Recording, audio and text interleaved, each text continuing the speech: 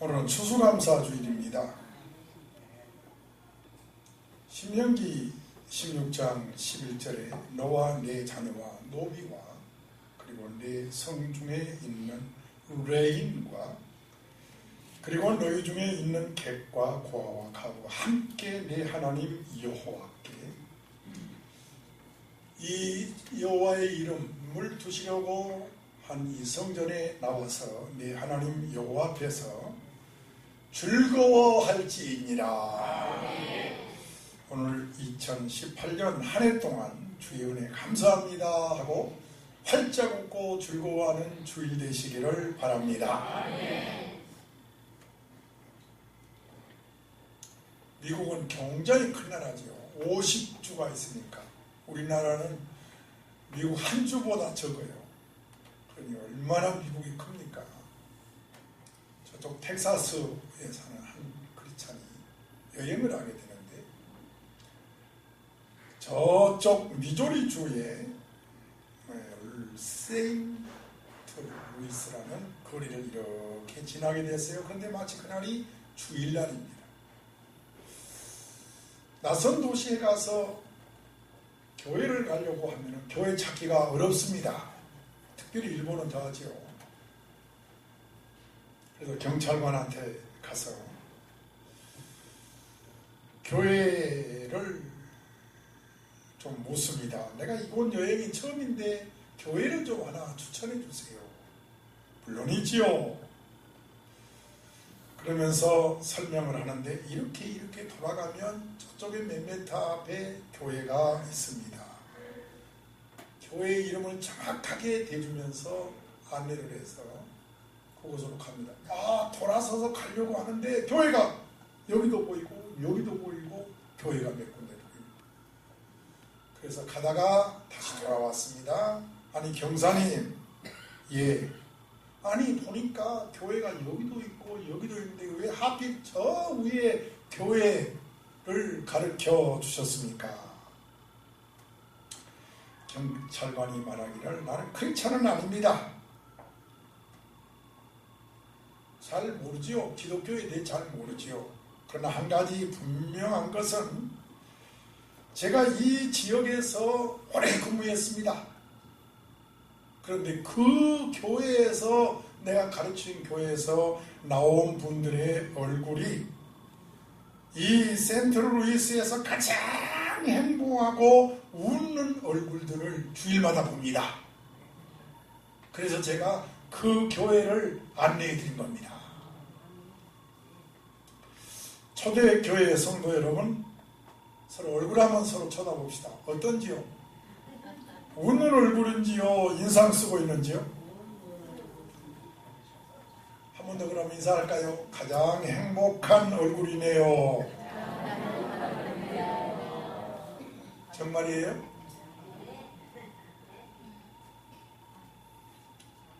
감사가 넘칠지어다. 다니엘은 바벨론 나라 느부갈네살 왕 때부터 바사의 고레왕 3년까지 71년을 총리로 생활을 합니다. 나라가 3번 바뀌었고 왕이 3번 바뀌었어요. 여러분, 나라가 바뀌고 왕이 바뀌면 총리도 바뀌는 거 아니겠어요? 그런데 나라가 3번 바뀌고 왕이 3번 바뀌어도 총리는 바뀌지 아니하고 71년 동안 총리로 유임한 사람이 다니엘입니다. 여러분, 다니엘을 우습게 보면 안 돼요. 우러러 봐야 돼요. 대단한 인물입니다. 그의 능력과 성실함이 얼마나 탁월했으면 그러했겠어요. 다니엘 주변에는 다니엘을 시기하는 사람들이 굉장히 많았습니다. 다니엘을 끌어내리려고.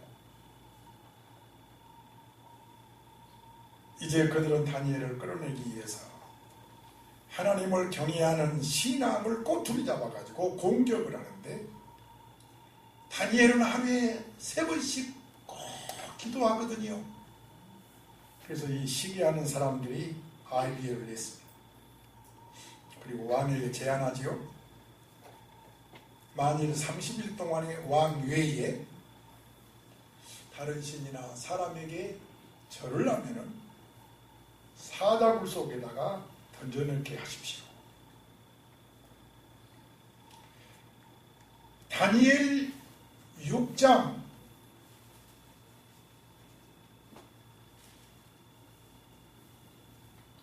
9절과 10절에 보면 다리오 왕이 알았다. 그리고 조서에다가 사인을 합니다. 금령을 내렸어요. 30일 안에는 왕 말고는 어디 절하면 안 돼요. 기도해도 안 돼요. 그러면 어떻게 한다고요? 사자굴에 던져놔요. 죽게 돼요. 그런데 다니엘은 이 사실을 알고도 하나님 앞에 무릎 꿇고 기도하며 감사를 합니다.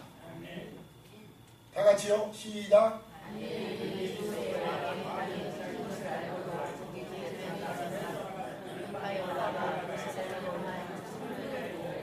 전에 하던 대로 바로 3번씩 무릎을 꿇고 기도하며 그의 하나님께 감사하였더라. 71년 총리가 그냥 된 게 아니에요. 이런 다니엘을, 감사한 다니엘을 하나님이 축복하시고, 세상은 실력으로만, 성실함으로만 안 되는 것이 세상이에요. 성실하다고 다 되는 게 아니에요. 실력 있다고 다 되는 게 아니에요. 다니엘은 믿습니다. 하나님이 도와야 된다. 여러분도 기도와 감사의 사람이 되시기를 바랍니다. 감사하는 사람이 축복받는 것을 다니엘이 우리에게 보여주고 있는 겁니다. 일리엄 켈이라는 선교사 일한데요.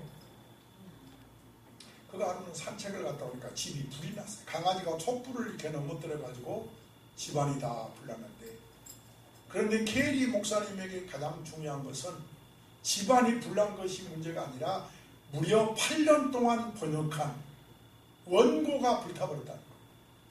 몇 년 동안 번역했다고요? 여러분 번역해 보면 알겠지만 내가 한편의 설교를 준비를 하는데 그 설교가 한 번은 없어졌어요. 얼마나 아쉬운지 몰라요. 제가 필리핀에 가서 설교하려고 아주 한 달 동안 기도하고 그것도 이제 영어로 막 번역까지 하고, 근데 막상 갈 때 찾아보니까 없어요. 그래도 섭섭한데 무려 8년 동안 번역한 원고가 없어졌으니, 불타버렸으니 우리 같으면 강아지를 욕하고 막 때리고 막 그러지 않겠어요? 그런데 오히려 케리 선교사는 강아지를 끌어안고 기도합니다. 주님 감사합니다. 제가 번역한 원고가 너무 부족하니까 하나님께서 다시 완벽하게 번역해라 하는 뜻으로 알겠습니다. 주님 다시 번역하겠습니다. 그러면서 기도한 분이 케리입니다. 여러분 그렇게 할 수 있겠어요? 아마 모름지기 난리가 났을 겁니다. 괜히 아내를 막 혼내키고 자식을 막 혼내키고, 저라면 그랬을 거예요. 감사하기 힘든 상황에서 감사하는 것을 뭐라고 하느냐? 초월감사라고 합니다. 크게 합시다. 초월감사. 여러분 감사합시다. 초월해서 감사합시다. 범사에 감사라고도 하지요. 이 초월감사는 사람을 위대하게 만듭니다. 왜냐하면 초월감사를 하면은 시련을 이길 힘이 온다는 거지. 감사합니다 하면 어디서 그렇게 힘이 오는지, 감사하는 순간에 하나님의 음성이 들려오고 다니엘처럼 케리처럼 초월감사를 많이 하시기를 축원합니다. 두 번째, 감사합시다. 왜요? 감사는 하나님의 뜻이니까. 따라서 감사는 하나님의 뜻입니다. 사도 바울은 항상 먼저 하나님의 뜻을 앞세웁니다. 하나님의 뜻이 먼저예요. 하나님의 뜻에부터 답을 찾는 거지. 그래서 바울의 사명은 무엇보다도 더 로마에 가서 복음을 전하는 것이다, 그렇게 생각을 하고 있어요. 그런데 로마 감옥에 갇히잖아요. 여러분 어떻게 해석해야 돼요? 그런데 이런 절망적인 상황에서 사도 바울의 서신서를 읽어보면 깜짝 놀랄 것을 신학자들이 발견합니다. 예를 들어 에베소 1장 1절에서 답사 하나님의 뜻. 제일 바울이 많이 강조하는 게 하나님의 뜻으로 말미암아. 아멘. 에베소 1장 5절에 그의 기쁘신 뜻대로. 뿐만 아니라 데살로니가전서 5장 16절에서 18절 이걸 읽읍시다. 시작이요.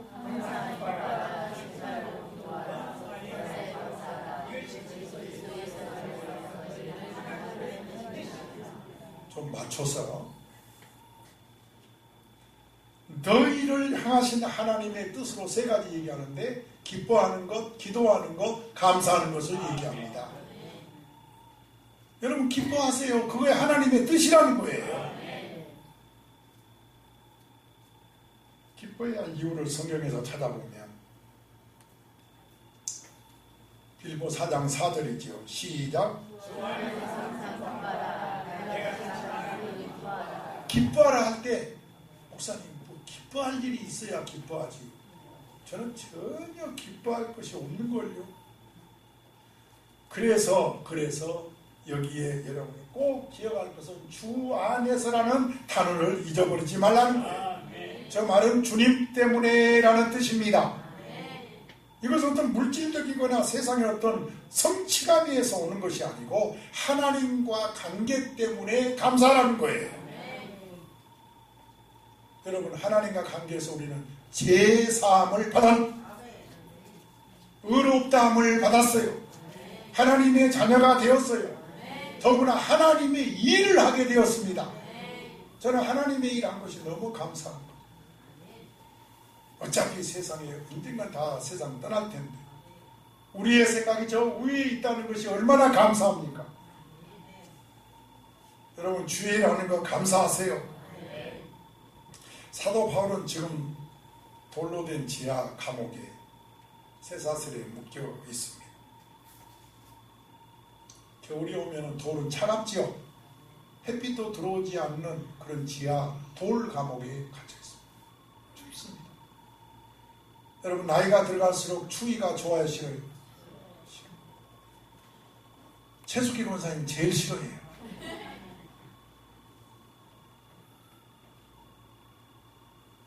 쇠사슬에 묶여 있습니다. 지하에 있기 때문에 쇠사슬이 필요 없을 것 같아요. 제가 그곳에 3번 가봤는데 가서 직접 확인해 봤어요. 쇠사슬이 있어요. 도망가지 못할 것 같은데 쇠사슬에 물까지 없지 않습니까? 얼마나 어려웠겠어요. 그런데 그 감옥에서 빌립보 교회에게 편지하기를 4장 4절에서 빌립보 교회에 바울이 감옥에서 보낸 옥중서신입니다. 다시 한번 시작.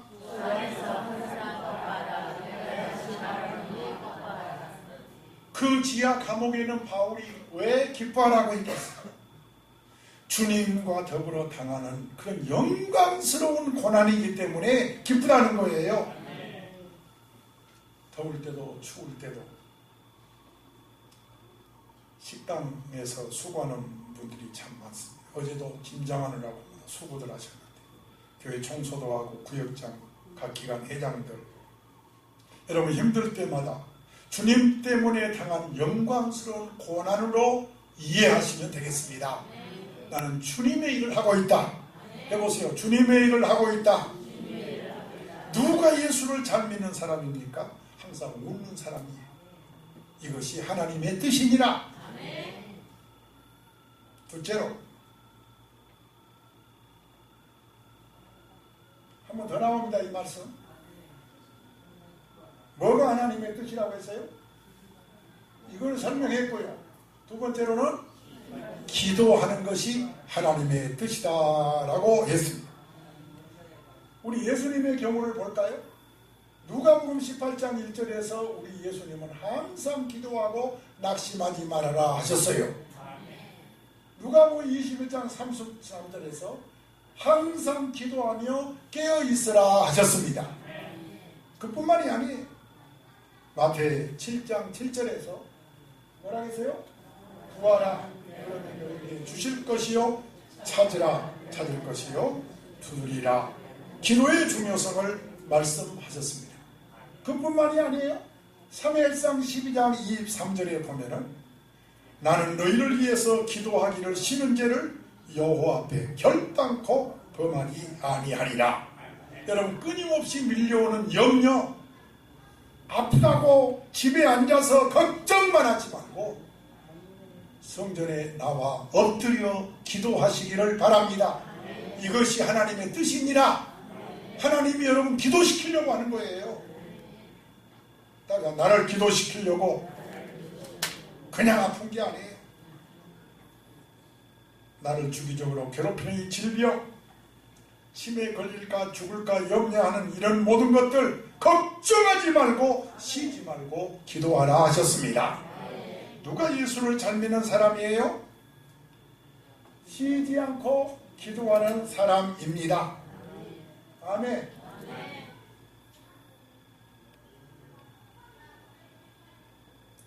그 다음에 범사에 감사하는 사람이 하나님의 뜻대로 사는 사람입니다. 예수님이 나사로를 살리실 때 돌을 옮겨 놓으니 예수께서 눈을 들어 우러러 보시고 이르시되 아버지 내 말을 들으신 것을 감사하나이다. 우리 예수님은 나사로 살리기 전에 감사부터 하고 나서 43절에 나사로야 여기 바로 나오죠. 그 말씀을 하시고 감사를 하고 나서 큰 소리로 나사로야 나오라 하셨습니다. 어떻게 살아났다고요? 감사했더니 살아났어요. 여러분, 감사하는 자에게 기적이 따른다는 겁니다. 여러분의 몸에서 기적이 나기 원하면 오늘부터 입에서 자꾸 감사하세요. 감사가 먼저인 줄 믿습니다. 광야에서 5,000명을 먹이실 때도 우리 예수님은 보리도 5개와 물고기 2마리를 들고 마태의 14장 19절이지요. 하늘을 우러러 축사하시고 떡을 떼어 제자들에게 주셨다라고 했습니다. 항상 예수님은 먼저 감사부터 하셨습니다. 감사의 기도에 능력이 나타난 것입니다. 원망하고 불평해봐도 그것은 응답이 없어요. 언제든지 하나님의 은혜를 생각하면서 감사부터 하시기를 축원합니다. 또 있습니다. 사도행전 16장이죠. 이 말씀 배경을 설명하면 바울과 실라가 귀신 들린 여자를 예수의 이름으로 쫓아버리지요. 이 귀신 들린 여자는 돈벌이 하는 여자입니다. 주인이 있어요. 그런데 이 주인이 모함을 합니다. 그래서 바울과 실라가 깊은 감옥에 갇히게 됩니다. 한밤중이 됐는데 바울과 실라가 시작 한밤중에 바울과 실라가 기도하고 하나님을 찬송했다라고 기록이 되어 있습니다. 감옥에 갇혀 있어도 지금까지 받은 은혜를 생각하며 감사기도 한 것입니다. 자, 기도하고 찬양할 때 어떤 일이 일어났어요? 옥문이 다 열립니다. 여기서 끝나지 않습니다. 간수가 회개하고 세례받고 예수 믿습니다. 이렇게 감사하게 되면, 기뻐하게 되면 따라오는 축복이 많다는 것입니다. 누가 예수 잘 믿는 사람이라고요? 기뻐하고 기도하고 감사하는 사람이라는 것, 이것이 하나님의 뜻이라는 것 잊지 말아야 하겠습니다. 자, 그러면 우리 본문 7절을 다 함께 읽도록 하겠습니다. 시작입니다. 그 안에서 뿌리를 박으며 세움을 받아 교훈을 받은 대로 믿음에 굳게 서서, 자, 오늘의 주제가 뭐지요? 감사를 넘치게 하라. 자, 골로새 2장이었습니다. 자, 그러면 잠깐 앞에 있는 3장을 한번 보도록 하면 15절에 이렇게 써 있습니다. 너희는 또한 감사하는 자가 되어라. 여러분, 바울의 서신에 감사와 기쁨이 가득 차 있습니다. 그것도 옥중서신에.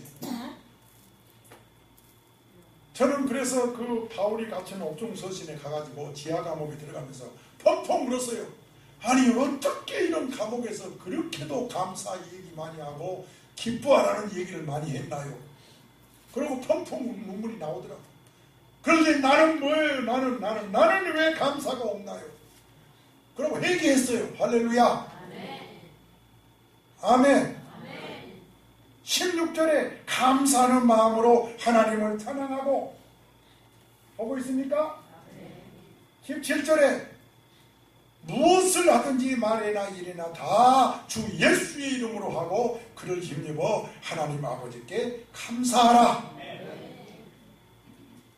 따라서 감사하며 감사를 하면 어떻게 되나요? 첫째로 무한한 에너지가 넘친다는 거예요. 감사하면 갑자기 사람이 긍정적인 사람이 되어버립니다. 자연히 열정이 살아난다는 겁니다. 아멘. 저는 과일을 참 좋아해서 과일 가게를 자주 들리는데 뭐가 많아요? 여기는요? 과일이 참 많아요. 그래서 과일 가게 가면 어느 과일이 제일 맛있을까 천천히 살펴봅니다.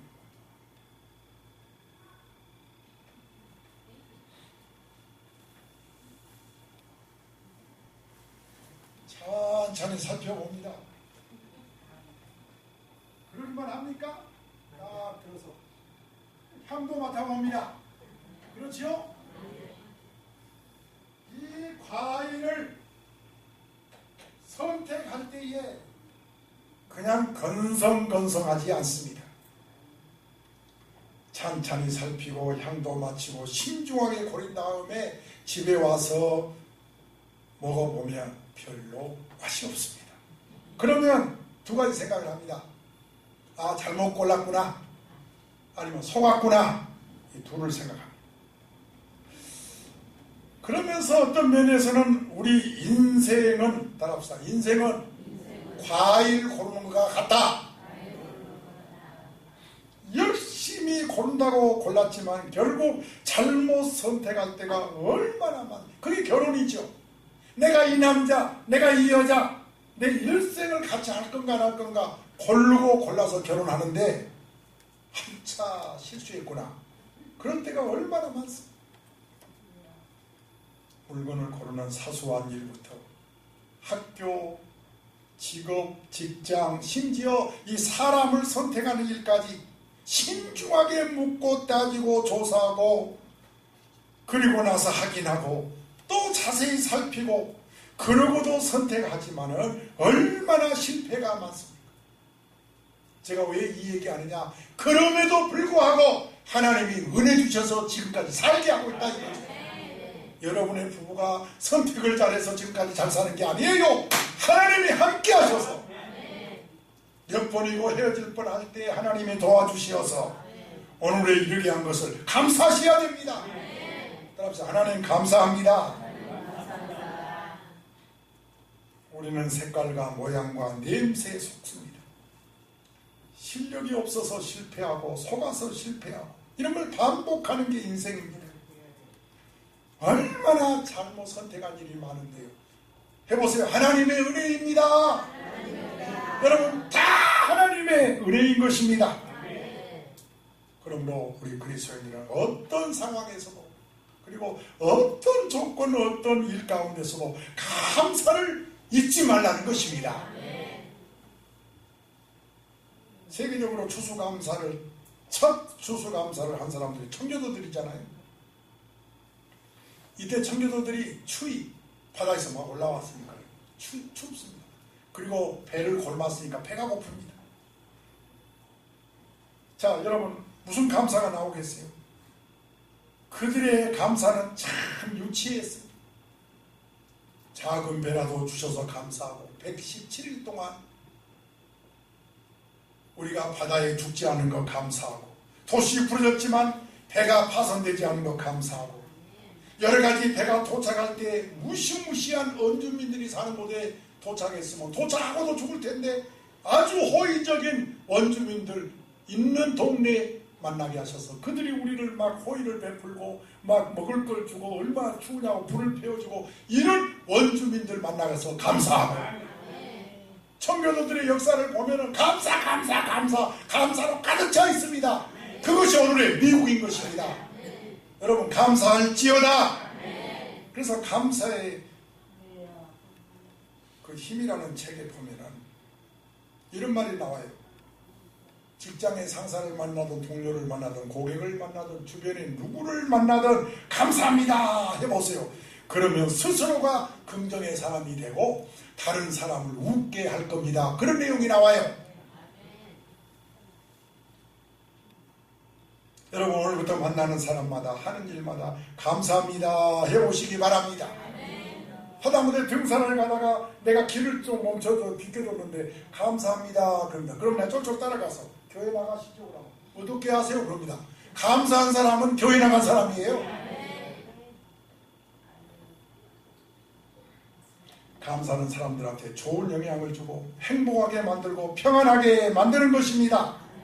감사하지 않는 사람은 불평 불만만 많습니다. 그리고 말투가 말입니다. 톡톡톡톡. 그래서 상대방을 상처 입게 하는 거예요. 그러나 감사하는 사람 말투도 고쳐집니다. 한번 연습해 보세요. 감사합니다. 아멘이십니까? 그러므로 감사하면 힘을 얻습니다. 무엇보다도 중요한 것은 축복이 넘치는 것입니다. 성경을 누가복음 17장 11절에서 19절에 보면 우리 예수님 사마리아와 그 갈릴리 사이를 지나가지고 이거 아셔야 돼요. 거기에는 왜 문둥병자가 10명이나 있지요? 원래 사마리아하고 유대인들은 교통해야 안 해요? 안 합니다. 그러나 문둥병자는 서로 하나가 되어버렸어요. 그 국경 지역에서 서로 돕고 서로 이해하고 살다가 예수 만났어요. 예수님 그만둘 리가 없지요. 10명 다 고쳐주셨습니다. 그런데 15절에 보면 그중 누구만 감사했어요? 한 사람만 감사했어요. 참 이상하지요? 10사람이 왜 다 나왔는데 한 사람만 감사하지요? 나는 오늘 그런 추수감사가 될까 겁납니다. 여러분 모두가 감사할지어다. 17절에서 예수님께서 묻지요. 아니 10명이 다 낫지 않았느냐? 한 명 어디 갔지? 왜 이 이방인에는 영광 돌리러 올 자가 없느냐? 그러면서 19절에서 시작.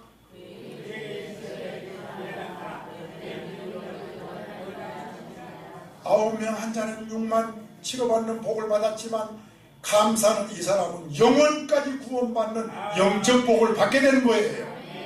그러므로 저는 감사하면 축복이다. 그렇게 깨닫습니다.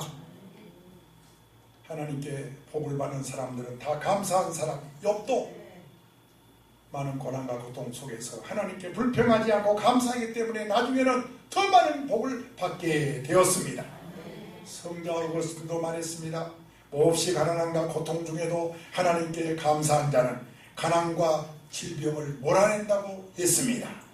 종교개혁자 마르틴 루터는 하나님께서 거룩한 감사절기를 기쁨으로 드리는 자는 그 자손이 복을 받고 하나님의 보호의 범위가 넓혀진다라고 말했습니다. 우리 서울대학교가 세계에서 몇째일까요? 요즘 대학 들어가느라고 수능시험 본 다음에 난리들인데 우리나라 1위 대학이 어디에? 서울대학이죠? 그러면 세계에서는 몇일까요?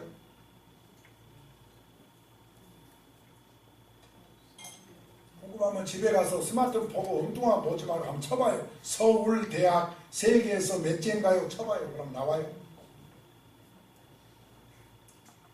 우리나라가 최고라고 하는 서울대학도 100번째가 넘어가요. 100위가 넘어가요. 100위 안에 못 들어가요. 세계로 말하면.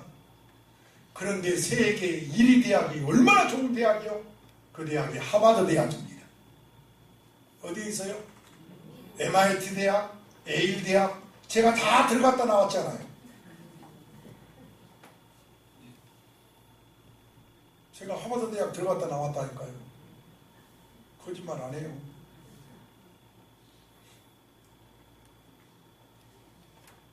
이 하버드대 연구팀이 있어요. 세계에서 유명하죠. 뭘 연구했냐면 행복하고 건강한 삶을 연구해서 1937년에서 1972년까지 이 연구팀이 연구를 했어요.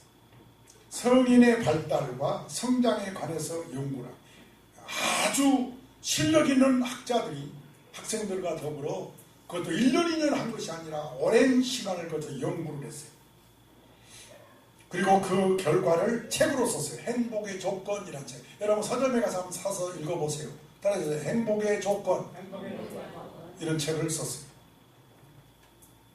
저는 이런 책은 여러분 한번 아무 책이나 읽지 말고 제가 소개한 책들은 한 번씩 읽어보면 좋습니다. 자, 이 책에 보면 행복이라고 하는 사람의 행복은 소유에 있지 않고 지혜에도 있지 않고 명예에도 있지 않고 이건 조사에서 나온 겁니다. 통계에 나온 거예요. 귀담아 들으셔서 여러분 행복한 삶이 되기를 축원합니다. 5가지 조건을 얘기합니다.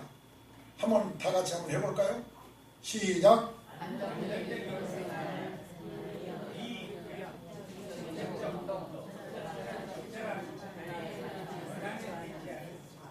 이 5가지.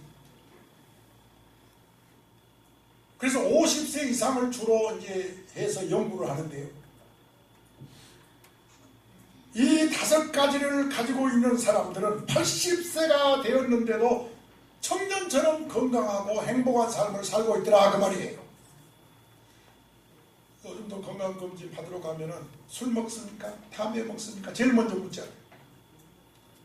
그거 안 먹은다면 그냥 형식적으로 네네네네네 통과. 저는 1시간도 안 받고 통과해서 왔어요. 술 안 먹고 담배 안 먹었다고 그러니까 통과를 하고 빨리 왔어요.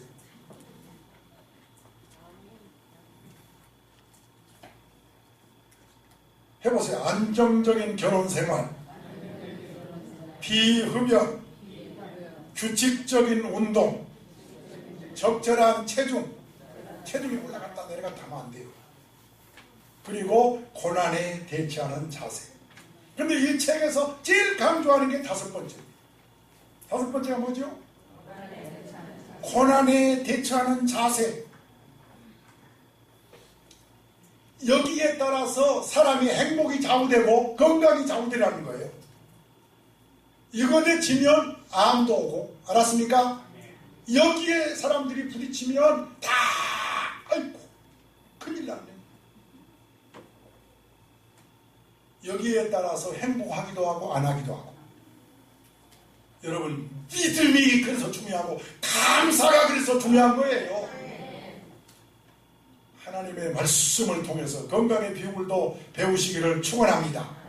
그런데 감사한 사람은 어떻게 고난을 대처하느냐? 절대로 좌절하거나 실망하지 않고 도리어 의미를 찾는다.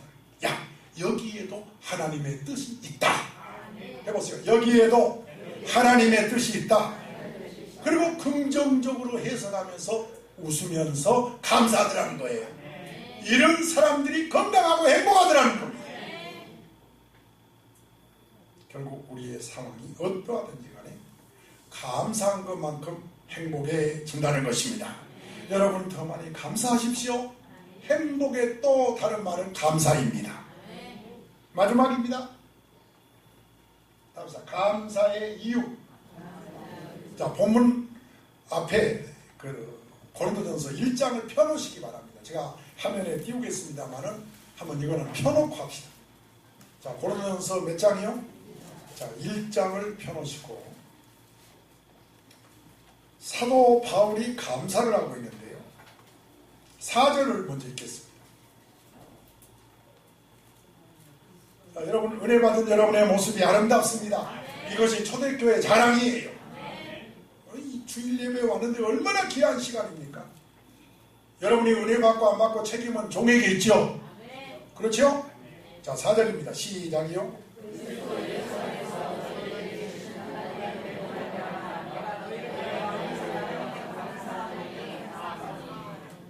자, 사도 바울의 감사의 수준을 볼 수가 있어요.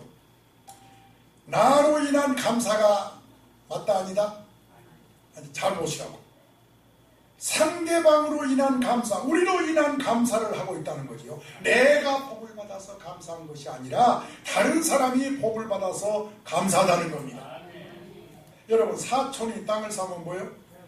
그런 세상인데 사도 바울은 내가 아니고 너로 말미암아 감사하다는 거예요. 이것이 그리스도인의 모습입니다. 그런데 우리는 자녀의 좋은 점은 나 닮았다고 그러고 안 좋은 점은 누구 닮았다고 그러고, 그러나 우리가 기억할 것은 남 탓한 것은 악한 영의 역사라는 거예요. 가령 사울왕은 악령이 임하니까 모든 게 다윗 때문이라고 다윗을 죽이려고 그러잖아요.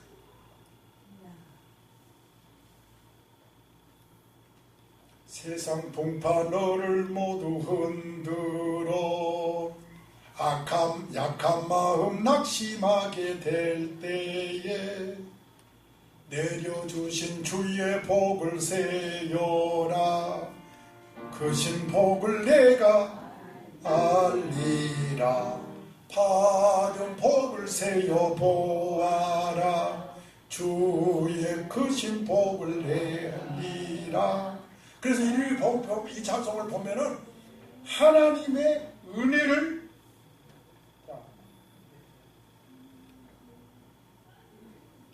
이 하나님의 은혜를 생각할 때에 감사를 하게 된다는 것입니다. 한번 생각해봐라. 하나님의 은혜가 얼마나 많으냐. 고린도 교인들이 모든 것이 잘하고 있는 것은 아닙니다.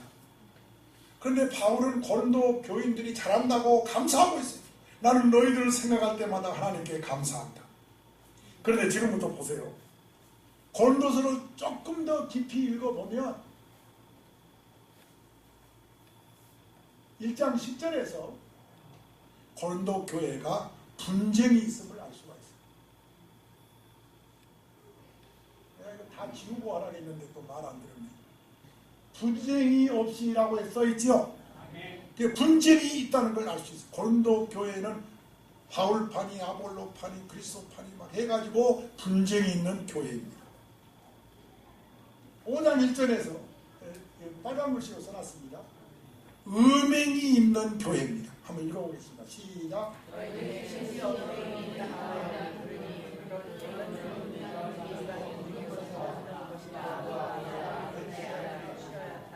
자, 있을 수 없는 일을 하고 있다 이거죠. 분쟁이 있고 또요 음행이 있고 감사가 나오겠어요? 6장 1절에서는 빨간 글씨로 뭐라고 써놨어요? 송사가 있어요. 서로 교인들끼리 송사하고 있다. 여러분, 좀 손해를 봐면 봤지 교인끼리 싸우면 안 됩니다. 아멘. 차라리 내가 손해볼지라도 그런 그리스도의 마음을 가질지어다. 자꾸 변호사 사가지고 소송하면 안 돼. 6장 16절에서는 타락이라고 써놨어요. 읽어보겠습니다. 시작이요.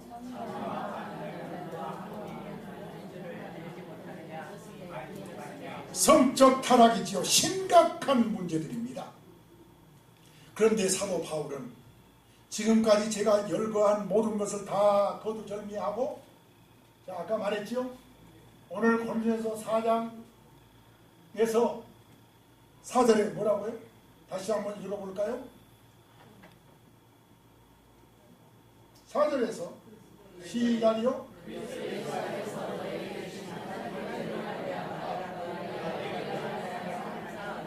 아까 열거한 그런 허물들이 많음에도 불구하고 나는 하나님이 주신 은혜를 감사한다.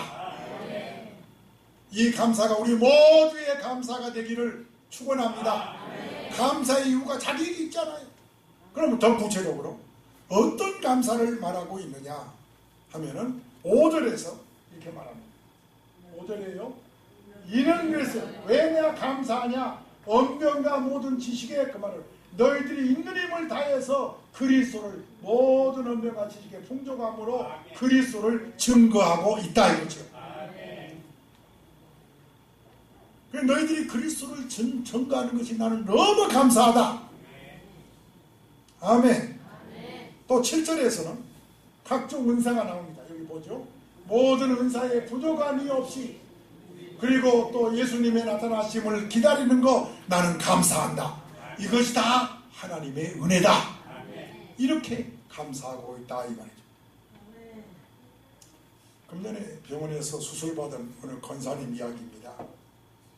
너무 수술받을 때 힘들고 고통스러웠지만 하나님의 은혜로 잘 받았는데, 그리고 잊어버렸어요. 그런데 수술 자국 보면은 그랬었지 하고 감사합니다. 모든 것이 하나님의 은혜입니다 라고 고백이 저절로 나온다는 거예요. 무슨 흔적을 보고요? 지금 플러스 알파 감사만 나온 것이 아니라 그 수술 자국을 보고 현재 어려운 아픔, 현재 당하는 고통도 맞아, 지금도 잘 견디고 감사하면 나중에는 더 감사할 것이다. 그런 용기가 생긴다는 거예요. 제가 이제 불교인에다가 목사님 되면 얘기하고 이제 설교를 마치겠습니다. 어릴 적부터 부모 따라서 절에서 놀고 절에서 뭐 공부하고 절에서 뭐 먹고 거의 뭐 절에서 살다시피 한 청년인데 군대 갔어요. 군대. 철저한 불교인인데 군대 갔어요. 그런데 마치 부대에 교회가 있지만 마치 그 교회는 이렇게 파송 부대이기 때문에 교회가 없어요. 그 대신 그 지역에 시골 교회가 있어요. 근데 그거 가까이에 또 식당이 있는데 그 식당 주인이 그 교회 집사님이에요. 한 번은 식당에 갔더니 집사님이 말하기를, 총각 군인 보고 우리 교회 부흥회하는데 한 번만 와. 나 불교인인데 나 교회 한 번도 다닌 적이 없어요. 그래도 한 번 와봐. 부흥회한다니까 꼭 한 번만 참석해보라니까. 그래서 알았다고 약속했어요. 왜냐하면 교회 한 번도 간 적이 없기 때문에 궁금했거든. 교회가 어떤 곳인가. 그래 아보라고 하니까 죽은 사람 소원도 들어준다는데 하고 갔어요. 그런데 참석하는 그 시간에 눈에 딱 들어오는 게 강대상이에요. 사과, 옛날에 사과를 개짝을 뭘로 만들었죠? 나무로 만들었죠.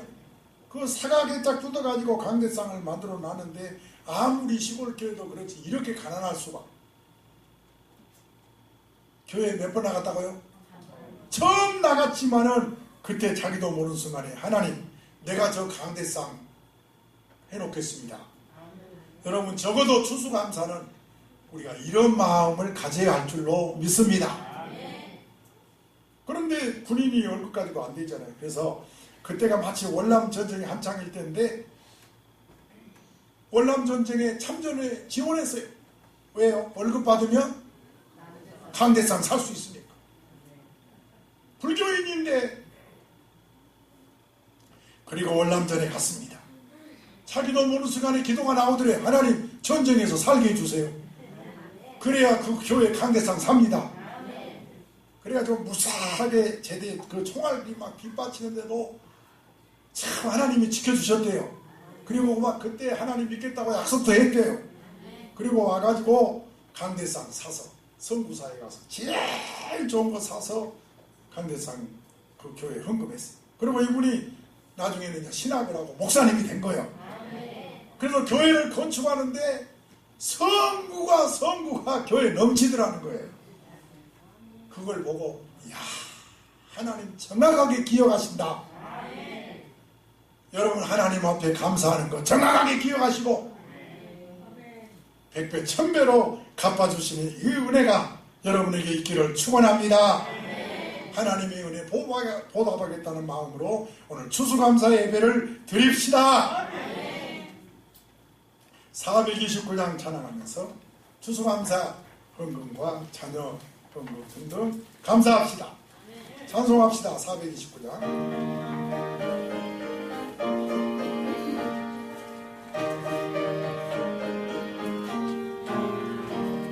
세상 모든 번판으로 마음 낙심하게 될 때에